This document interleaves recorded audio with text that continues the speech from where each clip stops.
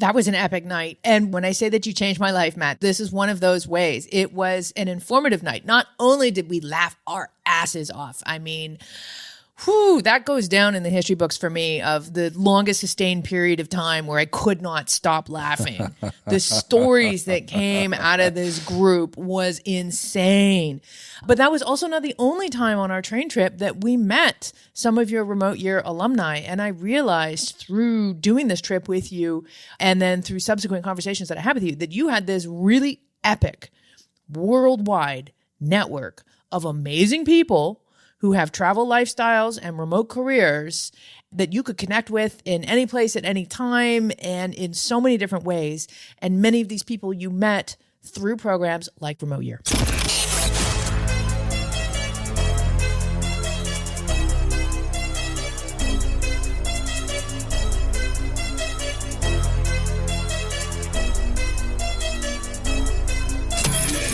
This is the Maverick Show, where you'll meet today's most interesting location-independent entrepreneurs and world travelers, and learn the strategies and tactics they use to succeed. And now, here's your host, Matt Bowles. Hey everybody, it's Matt Bowles. Welcome to the Maverick Show. My guest today is Nora Dunn, aka the Professional Hobo. Nora sold everything she owned, including a busy financial planning practice, to travel the world back in 2006. She has enjoyed a travel lifestyle ever since and is considered one of the original digital nomads and lifestyle travel bloggers. Specializing in slow travel, she has lived in and traveled through over 75 countries while working remotely. She combines her expertise as a former certified financial planner with her lifestyle travel experience to teach people how to travel long-term in a financially sustainable way. She gives people confidence to travel long-term by helping them set everything up in the best possible way for them, from finances to career to logistics and beyond. She does this with instructional and inspirational content on her website, YouTube channels, personal consulting services, books, speaking, and more. She has been featured in Forbes, Condé Nast Traveler, Business Insider, Lonely Planet, the Digital Nomads for Dummies book, and the list goes on. Nora, welcome to the show. Thank you, Matt. It is a pleasure to be here. Well, it is a pleasure to have you back on the show. For anybody that did not hear your first appearance on the Maverick Show, that was episode number 136, and I highly recommend people go back and listen to that one first because, first of all, we go through your entire travel journey and hear some incredible stories, but also you give people tips such as 5 different ways that you've gotten free accommodations around the world, saved $100,000 on accommodations over your travels, and all sorts of incredible stuff like that. So for folks that want to learn all of that and get your backstory, start with episode 136. This episode, I want to pick up where we left off since the last interview. And before we do that, I think we need to just start by setting the scene, talking about where we are doing this interview from today and the fact that we are in person and we have just opened an incredible bottle of Pinot Noir from the Willamette Valley in Oregon, where you and I, 2 years ago, we're also in person tasting wine together. That's right. There is so much poetry to this moment. It's quite ridiculous, actually. There is a lot of poetry to this moment. We are actually sitting today in Indianapolis, Indiana, and we just attended the VCon conference, which is an annual conference that is put on by Gary Vaynerchuk for people that are holders of his VFriends NFT, of which you and I are both holders. And so we met up here for the VCon conference, which just ended. What was your experience like? Any highlights or takeaways from the conference? You know, this ain't my first rodeo when it comes to social get-togethers that have to do with Web3 and have to do with being an NFT holder. So this is certainly the biggest event that I have attended by far, VFriends in particular, but also any kind of NFT style conference. But the underlying theme of all of the events that I have been to is really that there is a great sense of community when people have this underlying commonality, and that is that we are all holders of a NFT. And buying into an NFT means, depending on the project, you are buying into a vision that somebody has of a future that they're creating. In Gary Vaynerchuk's case, he's creating an IP that he is planning to make his lifetime legacy. This is what will surpass him when he is long gone. And so to have invested in a VFriend is to be a part of this project and to be a part of this vision, to be on board with what he's all about and the project in itself. And I think VFriends is a really cool project. I think he's developing this amazing cast of characters. I mean, if Walt Disney designed his characters, 100 and something years ago, they're kind of out of date now. So we need some characters that are up with the times and that can help children establish some really good values and rules to live by. Help adults, for this matter, develop some rules to live by as well. And these characters are fun and they will be entertaining, I believe, for children and adults. Anyway, all of this to say, anyone who was at this conference was an investor in this project. So we all had that in common, which created an underlying tapestry of connection. Can you talk a little bit also about the way that you have built community through your NFT holding memberships and connections outside of this conference? Because you and I also hold a World of Women NFT, and between World of Women and VFriends, you have really, I think, developed some incredible connections, met some incredible people, had some incredible experiences. Can you talk about some examples of that over the last couple of years? So for the last few years, I've had a home base in Toronto, although admittedly, I'm kind of never there. But when I am there, there are occasionally events that are taking place. And Toronto being as cosmopolitan as it is, there are groups of people that are able to host these events. So World of Women was the first community-inspired event that I went to in Toronto, and it was a fairly small event. There were maybe 30 of us there, and it was just an outdoor venue, and there were drinks and appetizers provided, and it was just really interesting to meet this very diverse group of people. But again, we all had in common this vision of investing in the World of Women, and it was interesting to talk to people about their various reasons for investing in World of Women. And for me, dipping my toe into this world as my first event that I had attended, I also realized that these waters ran deep. So at this event, I met all kinds of people who are into the VFriends community, including one guy who is the mascot of VFriends Canada. VFriends Canada, there's 200 members or something of this WhatsApp group alone, and he is the supreme leader of them all. I mean, he brings people together. He's amazing. He's this wonderful person who just has this amazing ability to bring people together in various ways. And he's so personable and he knows you. And so I met him there. And then I met him again, along with a few other of the people that I met in Toronto 6 months ago at another WOW event, which was a gala in Miami. Again, I just happened to be there, but I had really good timing, and that was another great event. I also made some interesting business connections. I met someone who ended up hiring me for consulting services because he was designing his life to travel long term. So you never know who you're going to meet at these kinds of events and how they might come into play in other areas of your life over time.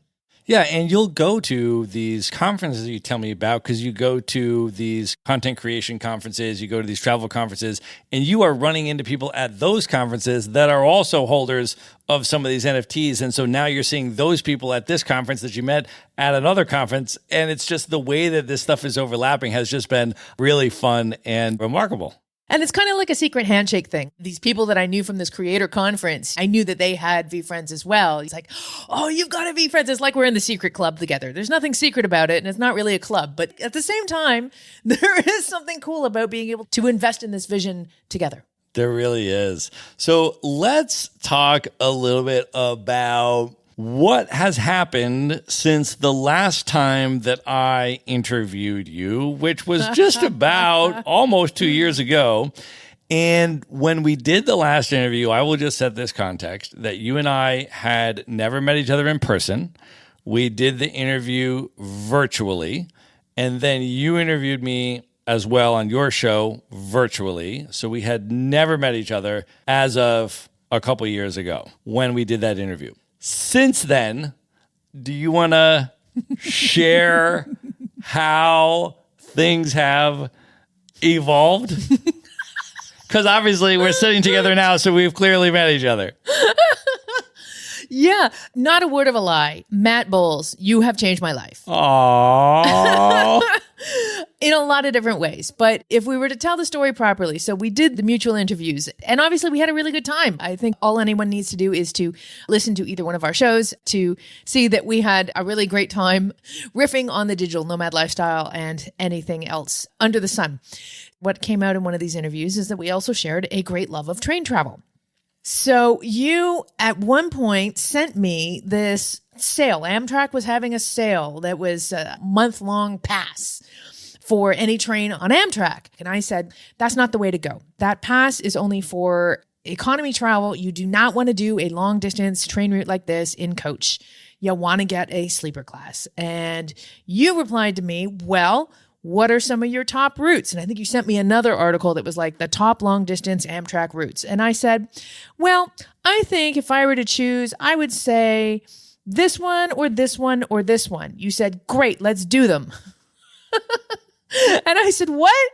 And you said, let's do them. We'll do them all. We can connect them and we can go from Chicago to Seattle and then Seattle down to LA and then LA to New Orleans. We can do the whole thing. We'll do a whole route.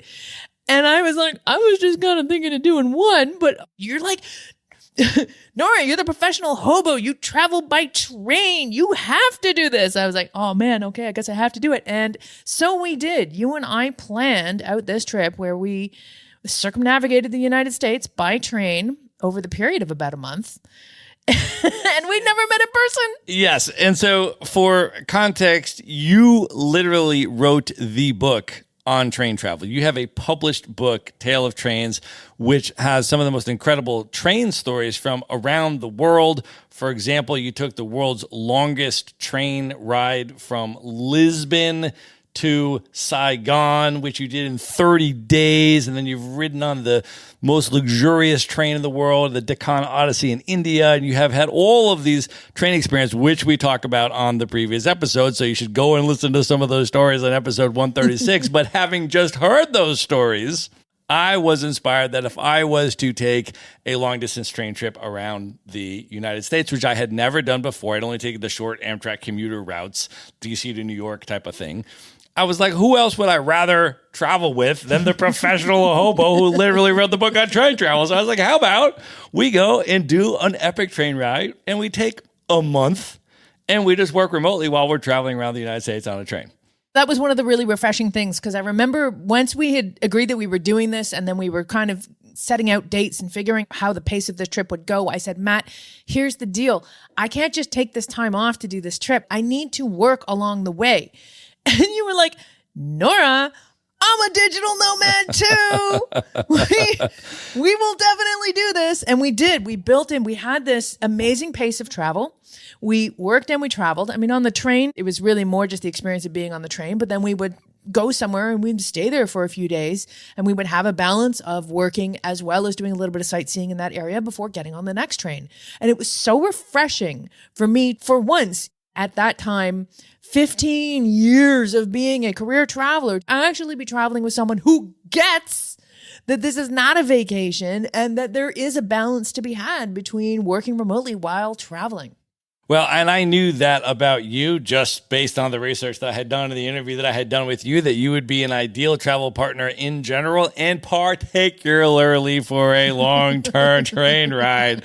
And we committed to doing a month-long train trip around the United States before ever meeting each other in person. And I think that also says something about the commonality of our adventurous spirit and our willingness to just say yes to things. So people did not think that I was necessarily making the right decision in doing this trip. They're like, you're doing what?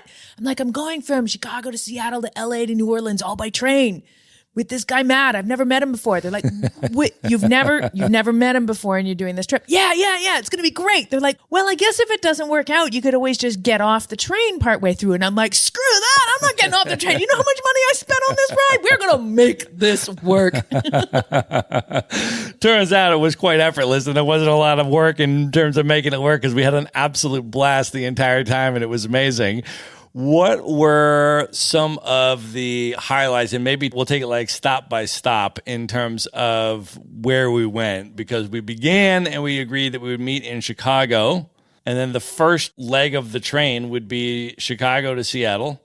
But we would meet in Chicago and spend a little bit of time in Chicago before boarding the train. Yes, absolutely. And for anyone who likes to read, I did write a 4-part series about this trip that we did, covering many of the nuances of what it was like to travel by train, A, by train with a stranger, B, and by train, long distance trains through the States, which people have a lot of misconceptions about Amtrak. And actually, you were one of them, because you were like, oh, I'll have been these crappy little commuter trains. Like, you want to spend days on a train, Nora? Like, are you sure? I'm like, trust me. If you get the sleeper class, it's all good. Yeah, I'm like, they have trains in the United States where they have tablecloths on the table and they make you French toast for breakfast. And this, I'm like, I didn't realize that we had that in the U.S. I do that stuff around the world and I love it. But the only trains I had been on in the U.S. were these commuter trains. So yeah, long distance trains, whole different ballgame. Absolutely. And I will give you some links to that series for anyone who wants to read about this particular 4-part series. But we met in Chicago, and the first thing we did, deep dish pizza. Yes, of course. And it was my first deep dish pizza. So this was an experience. And that was amazing. We walked by the river and we had wine, good wine too, a few times. And we had the deep dish pizza twice. We had 2 nights in Chicago, so we had 2 chances to have deep dish pizza. We did. And I introduced you to some of my crew from my remote year program. I had done a program called Remote Year, which, for folks that don't know, is a 12-month work travel program where Remote Year, the company, arranges this 12-month itinerary, and you travel the world with the same community of remote professionals for the entire year. And so I had done this back in 2016. My program ended in 2017. I've been traveling the world ever since. And the people that were on the program with me now, of course, live in all different places around the world. And as it happened, that time when we were in Chicago, there were 4 of my very good friends from Remote Year who happened also to be in Chicago at that moment. And so we were able to set up a dinner and go and hang out with other travelers. That was an epic night. And when I say that you changed my life, Matt, this is one of those ways. It was an informative night. Not only did we laugh our asses off, I mean, that goes down in the history books for me of the longest sustained period of time where I could not stop laughing. The stories that came out of this group was insane. But that was also not the only time on our train trip that we met some of your Remote Year alumni. And I realized through doing this trip with you and then through subsequent conversations that I had with you that you had this really epic worldwide network of amazing people who have travel lifestyles and remote careers that you could connect with in any place at any time and in so many different ways. And many of these people you met through programs like Remote Year. Yeah, absolutely. We went out to Seattle. Once we got on the Chicago train, we went to Seattle, met with some more Remote Year people there. And then we went down to LA. And while we were there, we met with other nomads that I knew from different things as well. There was folks that I knew from the Nomad Cruise. I was bringing all of these different folks out, and sort of each city that we landed in, there were travelers there that you got to meet and was great for me to see again. And we just had a blast connecting with people. Not only that, but I remember when you interviewed me, I guess I was platforming this thesis that I had. The digital nomad lifestyle in general has a shelf life of about 10 years. And you were at 8 years at that point. You said, Nora, I'm closing in on 8 years as a digital nomad. Are you telling me that in 2 years I'm going to be done? And I said, well, I don't know. I came off the road after 12 years. I had a bit of travel lifestyle burnout, and I went and changed how I lived and traveled around the world. I got a home base. And I said, I don't know. I had a lot of colleagues. They all came off the road around 10 years. But none of those colleagues, and myself included, had experienced any of these co-living, co-working programs. I know this is a bit of a tangent, but this is an important thing to say because your whole style of traveling the world was so different from mine that meeting you and doing this trip with you, spending this time with you, meeting the people that I met along the way on this trip helped me to redesign my own travel lifestyle. Even 17 years on the road, I am currently traveling the world in a whole new way. And I'm sure we will get to that. But I want to put that out as a bit of a teaser that there are so many different ways to do it. And some of these programs that you had participated in not only helped to show me that there's another way to live and travel around the world, but also that was one of the reasons why we traveled so well together, because you are accustomed to living and traveling and spending time with other people who have this lifestyle, and you've got it dialed in. The thing that's so amazing about some of these programs is not just the experience while you're on the program, which for me was a very important element of it, to have a constant community surrounding you so that you have people to get hugs from and you have people to go have adventures with and do fun stuff with and all of that.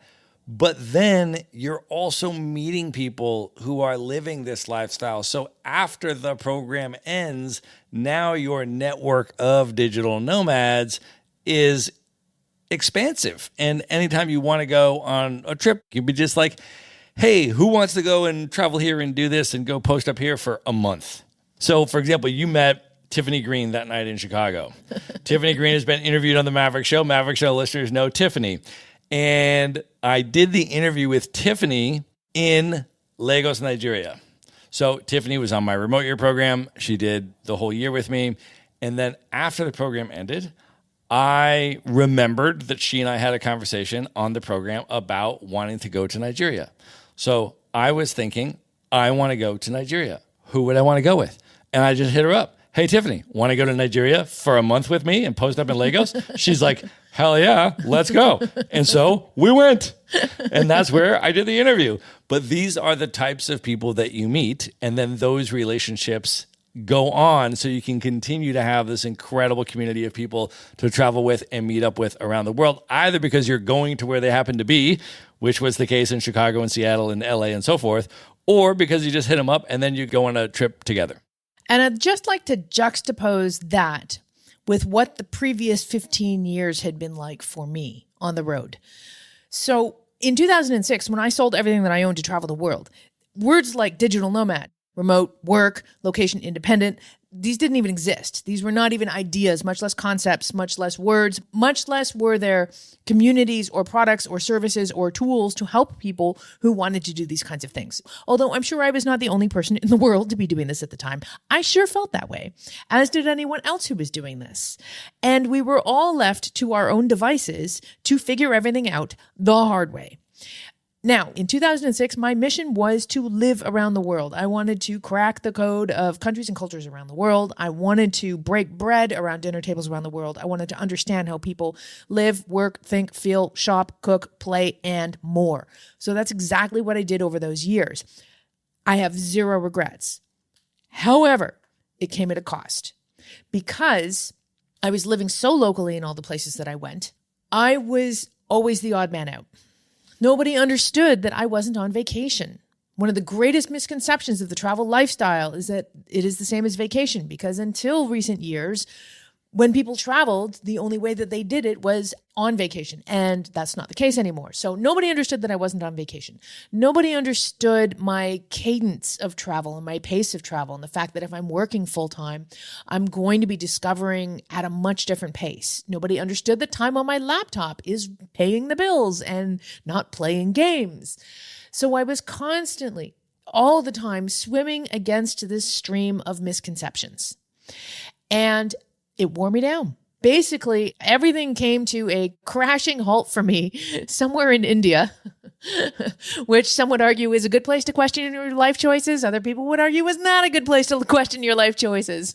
Regardless, I was questioning my life choices in India, and I found myself realizing that I had just lost all sense of belonging in the world. So I realized in that time as well, this was what I refer to now as travel lifestyle burnout. I needed my people. So I went back to Canada to get a place, thinking Canada is my people. I was looking for a cultural sense of belonging. Turns out Canada is not my people. Canada's not my people, but it's not the people that I was looking for. I was looking for people who had the travel lifestyle and works remotely. So I didn't realize that at the time. It was a process that I had to discover along the way, because I got the place in Canada. I realized, this isn't quite right either. Shortly after that, coronavirus happened. And then shortly after that, I met you and started traveling with you. So you were part of this process of me discovering that there are different ways to travel around the world and experience the world. That also, I want to be clear about the fact that participating in co-living and co-working programs and hanging out with other people who have travel lifestyles does not need to preclude integrating locally with the communities that you're visiting, because there is a fine line between appreciation and exploitation. And so there's a lot of people who will travel the world and not integrate, will only stay very much on the surface in expat communities or with other digital nomads. And to each their own, they all have their own style. But for me, of course, the MO was always to go deep. And you can do that, but you can still do that in the company of other people who share the same lifestyle as you. And that was one of the things that you showed me. And you have started living that life. Do you want to talk about what you are up to later this year? This year, I deemed 2023 the year of experimentation. And I wanted to experiment with this new way of living. I wanted to experiment specifically with co-living and co-living, co-working programs. So I opened up the year in January in Madeira, living in a co-living space for a month. And a co-living space, for anyone who's not familiar, it could be like a repurposed boutique hotel, or it could be a big house or apartment with lots of rooms. Generally speaking, the ingredients are everyone has their own room. It'll definitely vary depending on the place in the program as to whether or not what the amenities will be. But you have your own space. And then you also share common area spaces. Also, because it is designed for remote workers, there's going to be some of the infrastructure that we need, like good internet and some kind of co-working space. But basically, you're able to live and work and then consequently travel with other people who have the same lifestyle. I have interviewed Gonçalo Hall on the Maverick Show, who founded the Nomad Village in Madeira Island, which is a Portuguese island. I have actually not been there in person, but can you talk a little bit about your experience there? So I went there basically because of the community that Gonçalo had built. Again, being on the mission this year to experience these kinds of digital nomad communities and co-living and co-working programs. I'd heard great things about Madeira. Now, he built the nomad community in Ponta do Sol, which was a town that had, during the pandemic especially, really just fallen on hard times. But even prior to the pandemic, they had experienced this mass migration. There were no jobs for young people, so people were moving away, not only from that town, but quite frankly, from the island. And then the pandemic hit, and tourism was really the only thing keeping that town alive, and then it just cratered. So he came to the island and decided that he wanted to throw some opportunities in that way. And he saw the opportunity to develop a digital nomad community. And he really did it very thoughtfully and intentionally. He did it with the government. He did it with the local businesses. He helped create the infrastructure that would be welcoming for digital nomads and that would be able to provide visiting digital nomads with what they needed. And basically he built it. And then the people came. If you build it, they will come. And they did. And they still are. And it is an amazing community. Now, I actually chose to stay in Funchal, but by this point, the entire island of Madeira is a digital nomad community, and you can tap into all kinds of events and groups and themed nights and workouts, and every single day of the week there is something happening, and there's amazing hiking. Madeira as an island, even without the digital nomad community, is amazing. It is absolutely gorgeous. It is the warmest place in Europe in winter. It is part of Portugal, but it is ostensibly off the coast of Africa. So it is quite warm. It's temperate year-round, never too hot, never too cold. For a very small island, they have over 2,000 miles of hiking trails that go right into snow-capped mountains and right down to the most beautiful cliffs and gorges and all the things.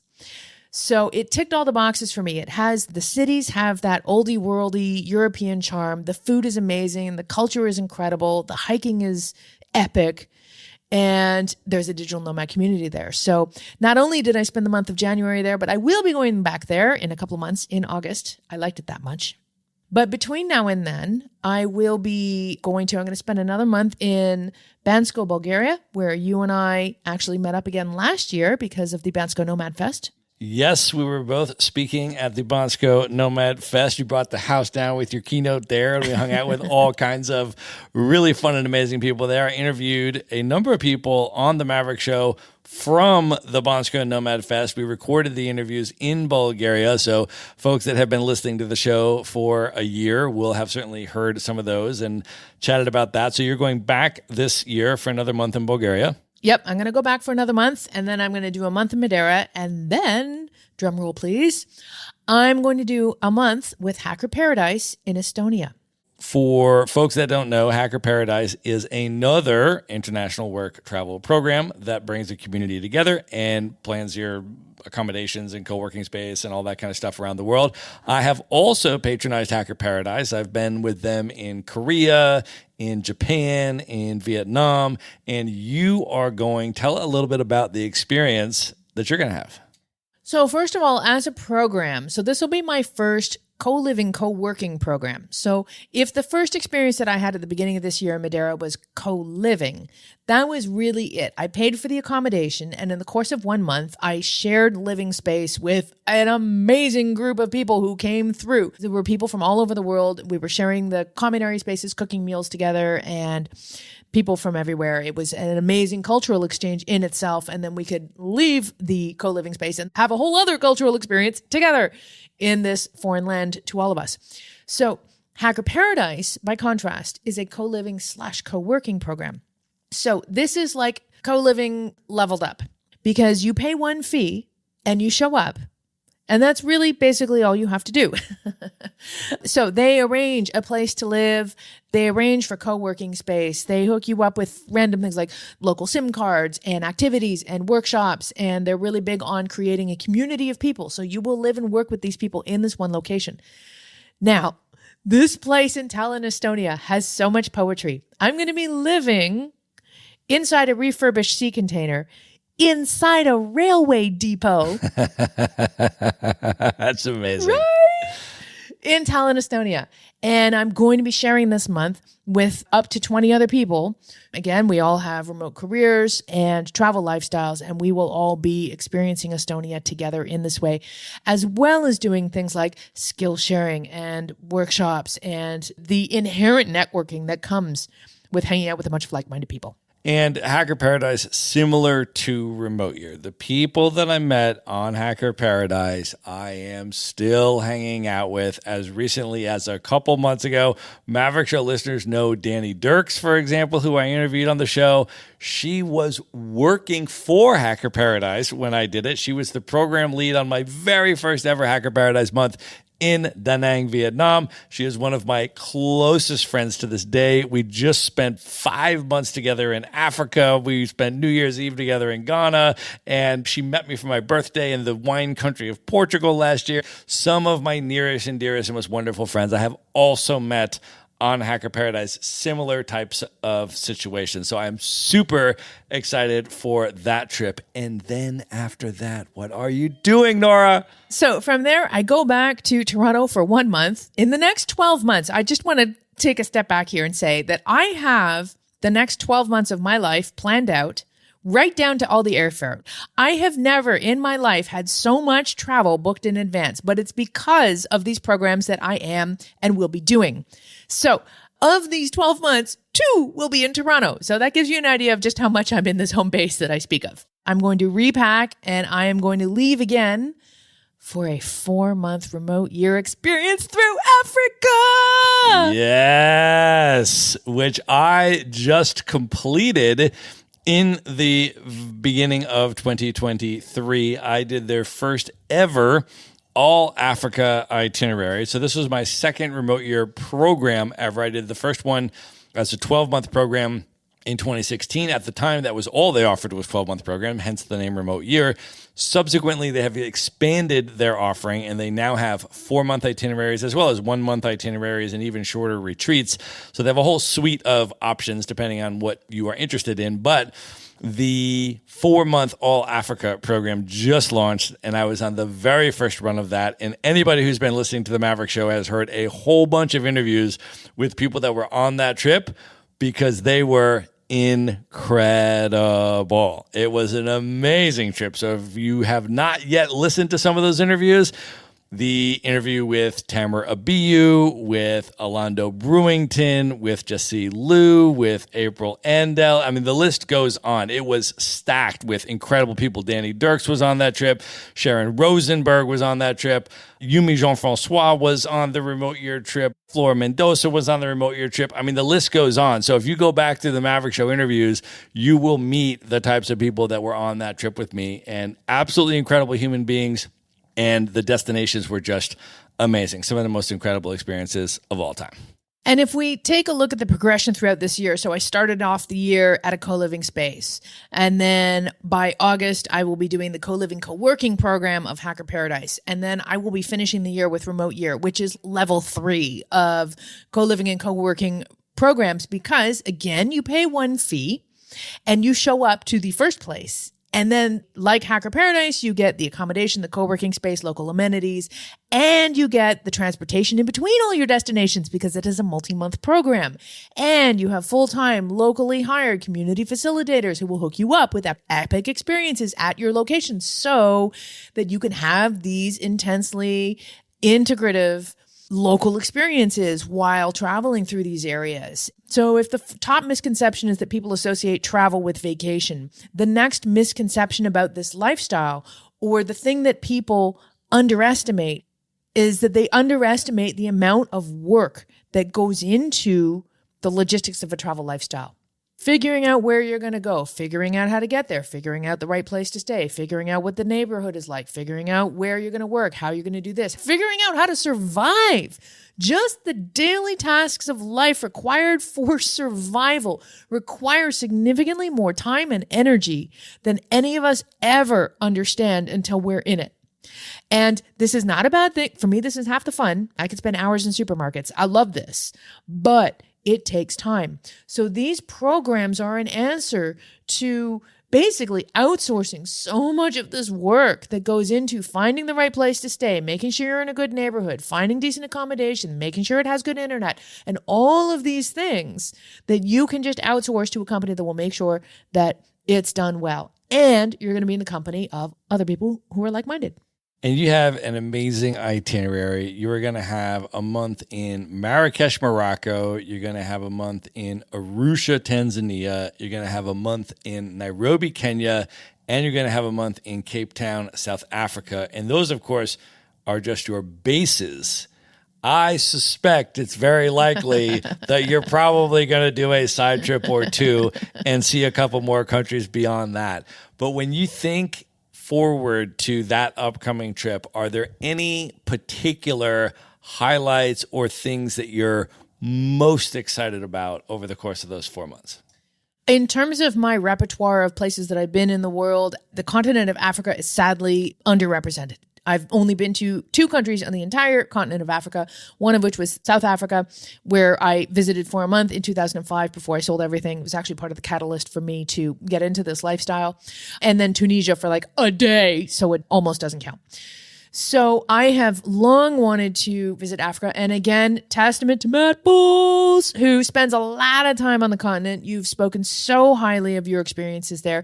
And I think I knew this, but you sharing your experiences about the continent of Africa have helped me understand that it is very misunderstood and painted with a very broad brush. Some people still think Africa is a country, which is a whole other thing. But when you were recently in Angola and it was International Women's Day, and you were like, Nora, in this place, that's a holiday. Like, it's a national holiday. Nobody works on International Women's Day. Also, tech startups, huge in certain African countries. And I thought, you know what? I want to experience this. I want to see this place that is misunderstood. And I want to become a part of the narrative that changes how people understand the continent of Africa and some of these places. There's no better way to do it than to experience it. However, it's a lot of work. I just finished talking about how much work travel is. And I'm not sure I ever would have had the energy to put together a trip of this magnitude on my own and to have done it solo. However, to do it with Remote Year was a no-brainer. I am so excited to follow your trips this year. And by the way, folks, if anybody is interested in joining either a Hacker Paradise trip or a remote year trip, including the same itinerary that Nora is on and actually traveling with Nora on this very itinerary, we will put links in the show notes, and there you can go and learn more information, either to join Nora on the trip that she's doing or to do another Hacker Paradise and remote year trip. So you can find that in the show notes at themaverickshow.com. I want to take just 1 minute out to let you know that in addition to hosting the Maverick Show, I am also the co-founder of Maverick Investor Group, a real estate brokerage that helps you buy turnkey rental properties in the best U.S. real estate markets from anywhere. So these are single family homes, sometimes 2 to 4 unit properties, and they're either brand new or fully renovated, and they already have tenants and local property management in place. So you get all the benefits of owning the deeded real estate, the physical house, the hard asset, without the headaches of being the landlord or the rehabber or needing to live near the property. So I want to offer you a free consultation if that sounds interesting to you. To learn more about it, you can just go to themaverickshow.com/consult. And now back to the episode. Nora, I also have to ask you about the plane ride that you booked out of Africa when you are departing the continent. Can you please share where you're going and how you are getting there exactly? Well, I'll tell you what, part of the reason why I have all of my flights for the next year booked is because I am a frequent flyer mile enthusiast / addict. In that, almost all of my long-haul flights are in business class and for less than the price of an equivalent economy ticket. And I do this through the strategic accumulation and redemption of frequent flyer miles. So I managed, through some great little credit card sign-up bonuses and strategic transfers, I managed to get a ton of miles sitting in British Airways, which is a transfer partner with Qatar Airways. And Qatar Airways has Q Suites, which is one of the aspirational business class products for anyone who likes to fly in this way. You will have heard of it. So I am doing a 15-hour flight from Cape Town to Doha, and then I will have a week in Doha, and then I'm doing a 17-hour flight from Doha to Miami. That is amazing. And you do a lot of incredible high-value content for free, which I listen to and take notes on about how to use a lot of these credit card hacking techniques, because as you travel around the world in this manner, you are not actually paying out of your pocket the exorbitant amounts of money that it would cost to pay cash. You're just getting them for free through the strategic use of these airline miles and the points accumulations. And that is one of the many themes of content that you have been putting out over the years. Can you talk a little bit about the content that you're putting out now? I mean, it has really, even just in the last couple of years since our interview, I have been so impressed with the way that your content has evolved. I see you in my Instagram feed every single day, and it is with an incredible high value travel hack or tip or something of value. So I always click on the sound button to hear the audio, and it is always a very substantive but short and terse travel tip that is coming through my Instagram feed. You also do longer form content on your YouTube channel and all of this. Can you talk a little bit about your content production journey just over the last 2 years, and now what people can expect from your content when they come into your world? So when the pandemic hit, my sole platform was theprofessionalhobo.com, which is my website. And although I had many streams of income that I derived from the website, the two main categories being affiliate sales and advertising income, the reality that I discovered when travel stopped and 50% of my traffic disappeared overnight was that as many streams of income as I thought I had, all of them were tied to one source. and that was traffic to my website. So although I thought I had a diversified business, I realized I did not. 2 months later, I lost another 50% of my traffic due to a Google algorithm update. So by June of 2020, I had lost 80% of my income from 3 months prior. So I realized in that moment I had a problem, but I didn't really do a heck of a lot about it for a while. We were all really thick into the pandemic, so I was busy licking my wounds and questioning my life choices. But eventually I did realize that I needed to create some additional streams of income. So one of my attempts at doing so was to create this YouTube show called the Remote Work and Travel Show, which is the show that I interviewed you on. It was instrumental for me. I had my YouTube channel since 2007, so I've had it forever, but I've only created videos that have been kind of what I wanted to create. Actually, if I were to zoom out a little bit, that's all my content creation business has been, including my website. I'm one of the original travel bloggers. When I started my travel blog, it was a glorified online journal. That's all travel blogs were at the time. So that's all mine was as well. So I just wrote about the adventures of a girl with no fixed address. Super self-serving. Again, it was all it was meant to be. It was just a way for family and friends to check in on what I was doing.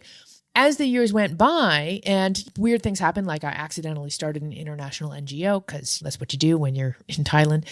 And suddenly I realized that people more than my mom were reading my website. And then an actual industry sprung up around travel blogs and websites and monetization thereof. And that was when I realized I didn't really want to play the game. I didn't want to do the businessy stuff. I didn't want to do the analytics and the SEO and the data-driven analyses and all of these things, keywords and all that. I thought, oh, no, that's affecting my creative license. I just want to write what I want to write. And if I build it, they will come, right? So that's kind of how I treated my YouTube channel as well. Just hanging on to this perverse sense of creative license. I wanted to create the videos that I was going to create, and that was that. And because I was creating good content, people would come. So I created the Remote Work and Travel Show, and I thought, this is it. People are going to come. And they didn't. But certainly a silver lining to that was I met a lot of amazing people. I definitely understand, Matt, that one of the reasons why you have such an amazing social network is due in part to the fact that you interview amazing people every single week for this show. And after spending an hour talking to someone, even if you haven't met them, as was the case with me, you develop a bit of a relationship with them. And you have that connection. And then out of that may come a friendship. So that definitely happened in more than one way on my show, which was fantastic. But once again, I wasn't getting the traction I wanted and I let it go. Fast forward to exactly 1 year ago, pretty much today, and I was having another episode of burnout, questioning my life choices. I really thought things were not good, and I was very ill, and I was taking stock of my life situation, and I realized I was in left turn territory. But then I also realized that I could actually, for the first time in, at that point, 16 years, get out of my own way and actually start treating my business like a business. So that started the process, which has been now the last full year of me actually treating my business like a business, doing the things that I needed to do in order to create additional streams of income, in order to outsource the things that I needed to outsource and to scale in various ways. And one of those things that I did was I got really serious about my YouTube channel, and I created a series called Travel Smart in Style. That is quick, informative tips to help people travel smart in style. It does what it says on the box. Anything from packing tips to airport security to how to book cheap flights to the ugly truth of full-time travel to product reviews of remote work tools and luggage and whatnot. So that was the first step to my creating an additional stream of income and an additional outlet for the things that I know. I'm like, doesn't everybody know this? And then people were saying, Nora, no, actually, you've been a career traveler for 17 years. You might want to start helping other people do this stuff. And I was like, oh, will people find this valuable? Yeah, Nora, they will. So I believed them and I started doing this. I started showing people on YouTube how to do this. And then I started taking these long form horizontal videos and I started cutting them into short form vertical videos that I could put on Instagram, where you see me all the time, or TikTok, or Facebook, or YouTube Shorts and various places. So now all of these people say to me, it's so funny. Anyone who's known me over the years, they'll send me a message, Nora, you're everywhere. You must be doing amazing. I'm actually taking my business seriously now, but I'm putting in systems that make me look like I'm everywhere, but most of it is automated. Well, let me just begin by responding to that by saying that the content that you are creating and the knowledge that you are disseminating and the hacks and techniques and recommendations that you're putting out there into the world are not only helpful to the newer, earlier stage remote workers and digital nomads. When I said that I push the sound button and listen to every single time one of your videos comes into my Instagram feed, it's because I learned stuff from that. And you and I have actually been joking around a little bit this weekend and saying this sort of lightheartedly, but it is 100% true. And I want people to know this, that you are one of my inner circle consultants on all things travel, gear, fashion, and everything else. And each time we get together, which at this point is at least once or twice a year, I will come to you and I will basically show you, this is what I'm traveling with. I got this, and this, and the other thing. And you're like, oh, I have a thing that's going to be better than that. Or, oh, you're missing this thing. You should use this or such and such. We literally were just having this conversation earlier today. And sometimes I will come with questions like, Nora, my luggage is overweight. Like, Nora, this or that, or I have this thing. And sometimes it'll just be you showing me the coolest things. Like these glasses that I'm wearing right now are called thin optics, and they fold up and they are completely flat. And you put them in the case and it's about as thick as a credit card, and it's so light and thin and easy to carry around with you. They're not some big bulky glasses case. How did I learn about these? I happened to make an offhanded remark the last time we were together in Bulgaria that my glass case is so big. And you're like, oh, well, this is what I use. They're called thin optics and they look like this. And I'm like, I'm getting those. Where do I get them from? So each time we get together, I leave literally with a shopping list of new brands, new items, and then I go and then I buy them. And so one of the many things that I am excited about each time I get together with you is that I know I'm going to learn all of the coolest, latest travel brands, gadgets, cool, fun things that are going to improve my life. But fortunately now, with your new content strategy, you don't have to actually get together with Nora Dunn in person as I do. You can just follow her on social media and you share all of that stuff there, which has been amazing. Thank you. Thank you. And I'm enjoying it. I mean, I love nerding out on gear and luggage and all of these kinds of things. And because of the reach and the influence that I have now, I have a lot of brand deals that I'm working with people. And whenever I do go back to Toronto, my living room is full of luggage that I'm reviewing. And I'm taking it all on different trip. I'm also not a shill. I'm the first person to tell a brand, I don't think that's going to work for lifestyle travelers. So I will not work with a brand if I don't think it's going to work for people who have this lifestyle. But I will also thoroughly test out and provide my personal experience with all of the items. And you have also seen that I legitimately use all the things that I travel with and recommend. 100%. And I do the same thing. You know the way that I have been shopping for my gear. I will order stuff from all of the different companies. So I'm a big merino wool enthusiast, for example, which is the most incredibly magical, travel conducive fabric out there for so many reasons. And I've talked about it a lot of the times, but there's a lot of merino wool companies. And let me tell you, they're not all equal. So I will order stuff from all the companies, try it all on, and then I will send back the stuff I'm not going to use. I'll keep the stuff that I do use. And folks can find my travel gear on the maverickshow.com website as well. I have a whole section with all of the gear that I'm currently using, and it regularly gets updated because I'll have a meeting with you and then you'll be like, oh, there's this new travel brand out here. They make all this cool stuff. I'm like, oh, cool, let me try that. And now all of a sudden I'll replace my old thing with this new thing that you've just told me about, and I'll update it on my website. So my current travel gear, I keep up there, and that's just a recommendation for the stuff that for me, that I choose to use after surveying all the stuff that I've chosen to. This is my current travel wardrobe that I travel with that fits into my carry-on luggage, but it's regularly updated as I learn new stuff and new brands come out and I find new things, and I meet up with you every 6 or 12 months and we'll have a whole new list of stuff to buy and all of that kind of stuff. But you are one of the people that I follow that I think is really on the cutting edge, because all of these brands are just sending you all of their products. They come out with new products, they send it to you. Nora tests this out, Nora tests this out, and you test them all out. And the ones that you like and the ones that you integrate in your travel life, for those you'll do a review and you'll talk about them. And those are the ones that I listen to because I'm like, oh, if Nora's using it and it met her filter threshold, I definitely want to check that out as well. Well, I'll tell you what, this has been actually one of the costs of being a full-time traveler, and one of the opportunities now of having a home base in Toronto is that even though I may only go there and go back there and be there ostensibly for cumulatively for a few months a year, it does give me a place to receive these kinds of things. So as a perfect example, after this trip, I'm going back to Toronto. I am getting ready for my 3-month trip to Europe. But one of the things that I'm doing as a bit of a travel stunt is that I am going to travel for 3 months in Europe with a 100% merino wool travel capsule wardrobe. I've never done this. I've never traveled with 100% merino wool. And this was something that was made possible by a couple of brands I'm working with. I started looking at their material composites and I started looking at the styles that I have. And I thought, oh, wait a minute, this is actually achievable. In a place like Europe where you want to be just a little bit leveled up fashionably as compared to North America and some other places, I realized, oh, I could actually pull this one off. And in summer, no less. People don't think of wearing wool in summer.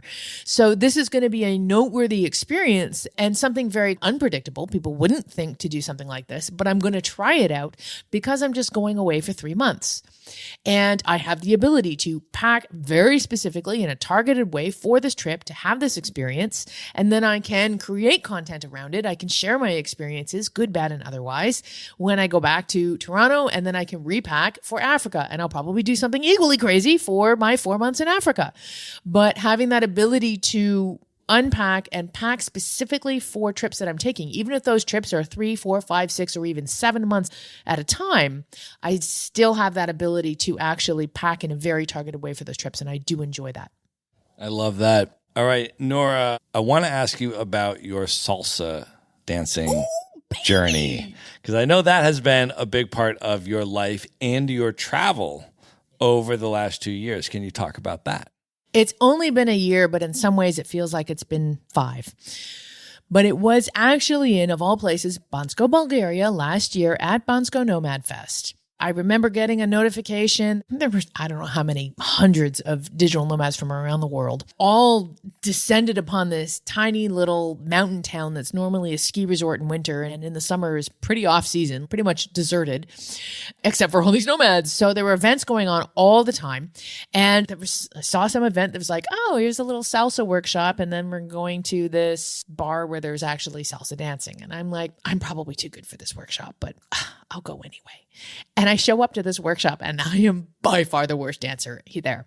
Now, to give a little bit of context, I used to be a professional actor, singer, dancer. My parents bribed me with dance lessons as an excuse to get toilet trained. It worked. So I've always had dancing in my life. I am a good dancer. I pick up things really quickly. But I found myself in the company with all of these people who could dance significantly better than I. And I saw an opportunity to learn something really new. And I've always identified with Latin American culture. I spent years living on the continent of South America, in various countries and in various ways. And I love to dance. But what was new for me in learning salsa and also bachata and other forms of Latin dance is to learning partner dance. And there is something to be said, as a professional dancer, I can learn a piece of choreography. I go out on stage and I perform it, and I am the only person that I have to answer to in order to make that thing look good. In partner dancing, I have to completely let go of the reins. I am not leading. My leader is leading. I am following. And in order to follow properly, not only do I need a certain basic amount of knowledge about what certain leads mean and what certain body movements indicate that I'm supposed to do, but then I have to be 100% in the present moment. Because if I am not fully and completely present with my partner, I'm not going to be able to follow their lead. So as a dancer, it appealed to me because I could get good really fast in terms of the technical dance moves, but it was also a challenge to learn how to follow. And no matter how good I get, I could pursue this as a lifetime pursuit and still always have opportunities to continue to progress. I'm not going to hit a ceiling with this. So once I saw this, once my eyes were opened up to this possibility while we were in Bulgaria, I went back to Toronto. I had the summer in Toronto, and I think I had about 3 months in Toronto. And I signed up at a Latin dance school, and I was there almost every night of the week. And I was taking classes, salsa and bachata in particular. And I was dancing all the time. I was taking lessons hardcore. I wanted to get good at this because I knew that this would be my new theme for traveling the world. Because salsa in particular, salsa and bachata in general, Latin dance in general, they happen all over the world. And I knew that no matter where I roll up, I can find a Latin social and I can show up and enjoy the language of Latin dance without having to understand the language of the country. I can connect with people with whom I have this underlying tapestry of commonality. We're kind of coming full circle a little bit because when we started this conversation, we were talking about NFTs and going to a conference or a community event where the underlying tapestry of commonality were people who invested in this NFT project. Well, here we are now, however much longer later, and talking about the same thing, but just in a different way. So my theme for traveling the world is to go to Latin socials, no matter where I am, and to experience culture through the contextual baseline of Latin dancing. And I can meet locals this way. I can meet all kinds of people. And it's exactly what I've been doing. I, like you, travel with carry-on luggage only for months at a time. But I always make sure that I do it with my sparkly Latin dancing heels, which are completely impractical in every other scenario other than on a Latin dance ballroom floor. But you're trying to find salsa nights everywhere you go. And you remember when I interviewed Dr. April Andel on the Maverick Show, who I traveled with on that 4-month remote year itinerary. And she was a salsa dancer. And every place we went, she would find a salsa night, and she would go to that salsa night at least once a week when they would have it. They have salsa night in Cape Town. They have salsa night in Nairobi, Kenya. They have salsa night in Arusha, Tanzania. They have salsa night everywhere you're going to go. And wherever you are in the world, whatever continent, whatever country, you can find a salsa night. And I think the point that you made about allowing that as a way for you to connect with local people, even if you don't speak their language, you can connect through the language of salsa, and it's a way for you to do that. And I think that's so valuable, and it's so incredible, and it's such an amazing skill to have in your travel repertoire, and to be able to travel the world and have that experience consistently throughout all of these different cultures.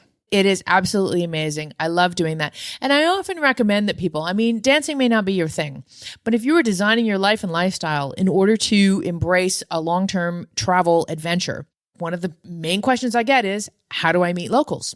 And I say, what are you interested in? Find that there. You like rock climbing? Great. Join a local rock climbing group. Show up at a meeting. You like language learning exchanges, salsa dancing. There's lots of different ways, pottery, whatever it is you like to do, find people at your destination who like to do that and do that with them, because that is the contextual baseline that you need in order to connect. The rest falls into place from there. Yeah, sports is another one. I remember when I Huge. interviewed Gonzalo Hall. He's a beach volleyball player. Yep. He and his wife are both huge volleyball players. Everywhere that they go find a volleyball game, and they meet locals by playing volleyball. Exactly. I've interviewed other people on the show that are basketball players. What do? They find a pickup game everywhere they go, and they play pickup basketball with the locals. People that play soccer or football, same thing. You'll find a game, you'll play with the locals, and you connect that way. So whatever you are into, you can find that locally, and you connect with the local people that are also into that, and you immediately have that in common, and you have that connection with them. So I think that is a great piece of advice. We are nearing the end of this bottle of wine, Nora, but do you want to add to the context of the significance of this particular bottle of wine, the Pinot Noir from the Willamette Valley in Oregon? How poetic. You just brought us back to our train trip, which the last better part of an hour has been a diversion from, which was the very first train ride after our epic experiences in Chicago and after meeting all of your amazing remote year crew. We hopped on the first of 3 big train rides, the first of which was called the Empire Builder, 3 days from Chicago to Seattle.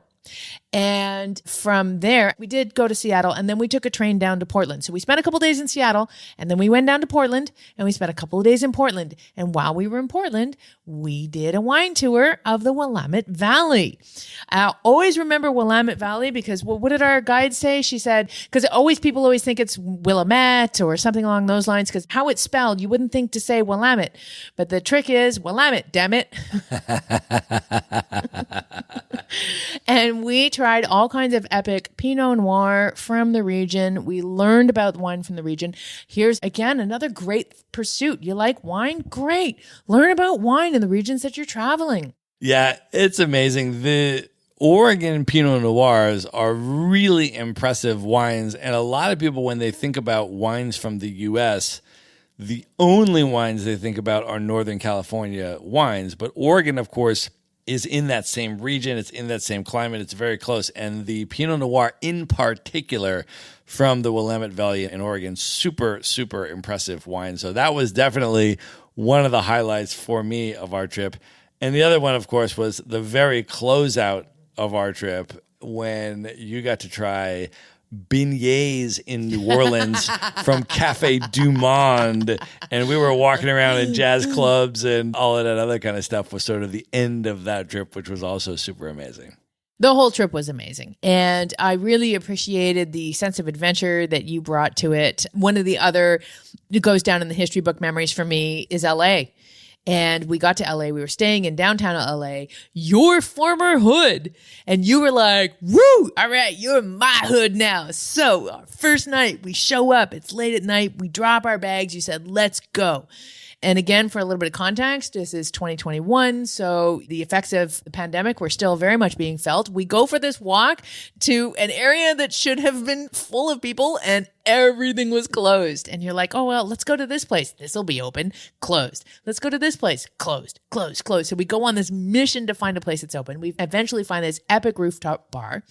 And I said, there's been all these people riding scooters. What are these scooters that people have? And you were like, oh, that's a new thing. You can just rent a scooter. You just literally show up. There's an app and you show up, you get on the scooter and they'll charge you by your distance. And I said, let's take scooters home. And you said, Nora, just so you know, is not going to be cheaper than an Uber. Just in case you think you're going to save money, taking these scooters is not going to be cheaper than taking an Uber back. And I'm like, I don't care. It's going to be fun.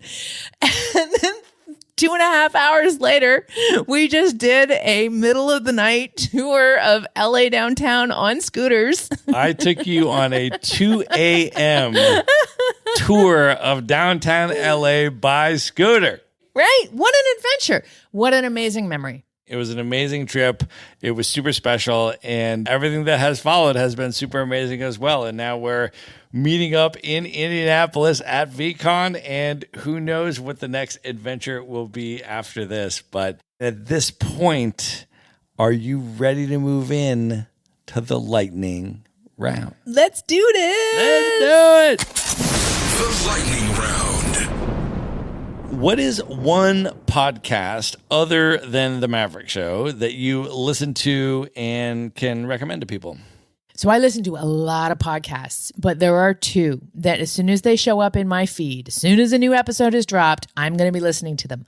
One of them is The Maverick Show. Aww. And the other one is Smartless. Most of the podcasts I listen to have some informative purpose, whether it's a business or a travel podcast or remote work. This has none of that. It is just 100% entertainment, and I absolutely love it. If you haven't heard of it, I highly suggest you listen to it. It is nothing but entertainment and fun, and not an episode goes by when I don't literally laugh out loud in public at some stage. All right. What is one travel gadget that you use that you can recommend to people? I'm looking at it right now, so I'm going to say it. My collapsible water bottle. I go nowhere without this thing. It is so simple. It's made by a company called Platypus. It is 100% collapsible in that when it is not full, it rolls up into nothing. So it is super ultralight, which again, when you travel with carry-on luggage is very important. It's got an opening that's the same as a regular plastic water bottle would be. So it's compatible with UV water filtration and purification systems like the SteriPen. So you can use it for that way when you're in countries where the water is not potable. And I always have space for it, and I drink a lot of water. And when we were on our train trip, you brought the platypus, and I learned about this platypus water bottle from you. And ever since the end of our train trip, I immediately bought one and have been traveling with it ever since. Yay. And anybody who has seen my video on minimalist packing knows that I now feature the collapsible platypus water bottle in there, which I learned about from you. So that is yet another example of you introducing me to cool travel stuff. Woo! All right, Nora, what is one app or website that you use in your travels that you would put people onto or recommend people check out? All right. Well, it's going to sound a little self-promotional, and I guess it is, but it came through a very lack of being able to find anything of this sort. So digital nomads, when they're looking for accommodation or looking for a different kind of accommodation than what most sites will provide, or more operatively, there are a variety of different websites that will provide different versions of what it is that we need, but it's not consolidated. So as a lifestyle traveler or a digital nomad, if you're looking at renting accommodation by the month, you have options available to you that are not just Airbnb. And in fact, that is my last choice and my last resort for renting accommodation by the month. So what I did was I created a resource on my website that is how to find digital nomad friendly accommodation alternatives to Airbnb. And they are not only websites that will hook you up with rentals that are similar to Airbnb that give you your own place, but then there's also a few co-living options in there as well. And I literally created it in a very self-serving way because I wanted a reference. Every time I'm looking for a place to stay, I wanted to be able to have this list of places that I could reference. So it is literally the first place I go whenever I'm looking for something. And I suggest that for anyone else who's looking at monthly accommodation as well. We are going to link that up in the show notes so people can find that. Last question, Nora. I know that you have been doing this for many years now. You've been evolving your travel style and all of that. And you've also been coaching and consulting and mentoring newly remote workers into getting into the lifestyle. So if you could share just one piece of advice for new nomads that are just starting out, what would you say? If you aspire towards the digital nomad lifestyle, my first piece of advice is take a test trip first. I'm going to assume that you already have the remote work side of the equation worked out in that you're a newly minted remote worker. Perhaps the pandemic made your job remote and you're now aspiring towards taking that gig on the road. Before you sell everything you own and take to the road, just take a test trip first. Make sure that it's your thing. Make sure it's your style. Make sure it's going to feel good to you before you throw it all in there and go full time. Awesome advice. All right, Nora, I want you to let folks know how they can find you, how they can follow you on social media, check out your website, your YouTube content, all that good stuff. How should people come into your universe? So first of all, I have a free gift for anyone who is listening to this podcast. It is a checklist of 10 things you need to do before you travel long term. This is going to set you up and help you understand the sort of things that you need to take a look at and arrange and get squared away before you take off to travel full time so you can hit the road stress-free and know that you've covered all your bases. So go to theprofessionalhobo.com/free gift and you will get your checklist. Full disclosure, this will also put you on my email list. So when I email you this checklist, email me back and say, hey, Nora, I just heard your episode on the Maverick show, and I'm also interested in your travel gear tips. I will send you personally another cheat sheet that I've created specifically for travel gear. It's got all kinds of tips and tricks regarding the sort of things that you may look at if you're planning a trip, including some specially curated discounts up to 25% off. So I will do that for you. So theprofessionalhobo.com in general is obviously a great place to find me. Also, if you go to YouTube and you search for Nora Dunn, you will also see my Travel Smart in Style series, as well as some of the other playlists that I have there, including our conversation, Matt Bowles. You and I had our little chat there as well. So you can definitely see me there. But from my website or my YouTube channel, you can also find all of my other social channels. But generally speaking, if you look for The Professional Hobo, you needn't look far. You will find me. Amazing. We are going to link all of that up in one place. So you can just go to themaverickshow.com, go to the show notes for this episode, and there you will find all of the links to follow Nora, to get her free gift, to connect with her, to check out her website and see all of the stuff that she is up to, as well as to listen to the previous interview that I did with her on The Maverick Show if you haven't heard that yet. Nora, this was amazing. Thank you so much for coming back on the show. Thank you. And hopefully we get to do another one in another 2 years. And who knows, maybe you'll have changed my life extraordinarily again. Who's to say? All right. Good night, everybody. Be sure to visit the show notes page at themaverickshow.com for direct links to all the books, people, and resources mentioned in this episode. You'll find all that and much more at themaverickshow.com. Learn how Maverick Investor Group can help you buy cash flowing rental properties in the best U.S. real estate markets, regardless of where you live. Schedule a free phone consult today at themaverickshow.com/consult. Now you can buy rental properties with tenants and local property management in place, so you don't have to be a landlord or a rehabber. To get your questions answered and discuss how Maverick Investor Group can help you meet your real estate investing goals, schedule your free phone consult today at themaverickshow.com/consult. If you like podcasts, you will love audiobooks, and you can get your first one for free at themaverickshow.com/audiobook. Whether you want the latest best-selling novels or books on investing, business, or travel, try your first audiobook for free at themaverickshow.com/audiobook.